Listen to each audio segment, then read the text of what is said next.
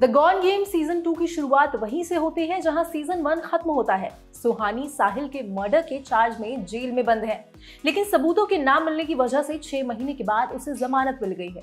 Jail से बाहर आते ही सुहानी 3 दिन के अंदर साहिल की मौत का पर्दाफाश करने की बात कहकर सबको चौंका देती है। सुहानी की जमानत की खबर मिलते ही गुजराल फैमिली दिल्ली से मुंबई आ जाती है, लेकिन कोई भी उससे मिलने नहीं जाता है। दर्शकों को सबसे बड़ा शौक तब लगता है जब साहिल का पर्दाफाश करने का दावा करने वाली सुहानी का खुद मर्डर हो जाता है।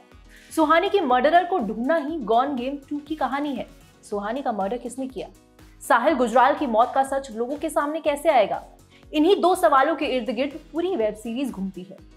वेब सीरीज की सबसे अच्छी बात यह है कि साहिल के जिंदा होने के बाद भी पूरी सीरीज में सुहानी के हत्यारे का पता लगाना ज्यादा दिलचस्प है। सब कुछ सामने हो रहा है, फिर भी दर्शकों के सामने लास्ट एपिसोड तक सीक्रेट रिवील नहीं होता है, और यही सस्पेंस सीरीज और निर्देशक अभिषेक सेन गुप्ता की यूएसपी है। पिछले सीजन में पूरी सीरीज को लॉकडाउन के टाइम को दिखाते हुए घरों के अंदर शूट किया गया था।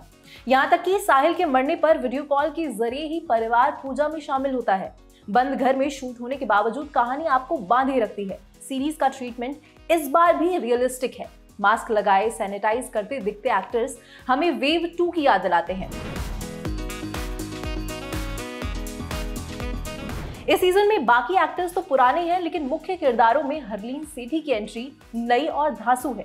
सीबीआई ऑफिसर के रोल में उन्होंने शानदार एक्टिंग की है। उनकी एक्टिंग और कसी हुई कहानी की वजह से आपको एंड तक नहीं पता चलता कि सीजन 2 की मास्टरमाइंड हरलीन है। खैर, एक्टिंग की बात करें तो श्रेया पिलगांवकर, श्वेता त्रिपाठी शर्मा, संजय कपूर, अर्जुन माथुर सभी ने अपने किरदारों के साथ इंसाफ किया है। लेकिन छाप छोड़ने की बात करें तो इस सीजन में श्रेया पिलगांवकर के हाथ भले ही कम सीन लगे हैं, लेकिन उन सीन्स में वो अपनी छाप छोड़ने में कामयाब रही हैं। श्रेया के अलावा श्वेता की नेचुरल एक्टिंग देख आप उनके साथ हमदर्दी महसूस करते हैं, जिसका सीधा सा मतलब है कि वो आपका दिल जीतने में कामयाब हो जाती हैं। ये सीरीज भले ही सदियों से चली आ रही अच्छाई की बुराई पर जीत और सत्यमेव जयते के सिद्धांत के इर्द गिर्द लिखी गई है, लेकिन कहानी कहने का अंदाज दर्शकों को एंड तक बांधे रखता है। सबसे खास बात यह है कि पूरी सीरीज में आप ये नहीं तय कर पाते कि सुहानी का कातिल कौन है। सीजन 1 को निखिल भट्ट के जबरदस्त निर्देशन की वजह से काफी वाहवाही मिली थी, और इस सीजन में भी आपको पैसा वसूल मजा मिलता है। सीरीज का मजा बिंज वॉच में ही आएगा, इसलिए टुकड़ों में मजा खराब ना करें। वैसे 5 एपिसोड की सीरीज में आपको कहीं भी बोरियत महसूस नहीं होती, यानी फास्ट फॉरवर्ड करने की जरूरत नहीं पड़ती। इसे लेखक और निर्देशक की सफलता माना जाएगा। वैसे भी बारिश का मौसम है, और अगर वीकेंड का कोई प्लान नहीं है तो आराम से प्याज के पकौड़ों के साथ सीरीज का मजा उठाएं।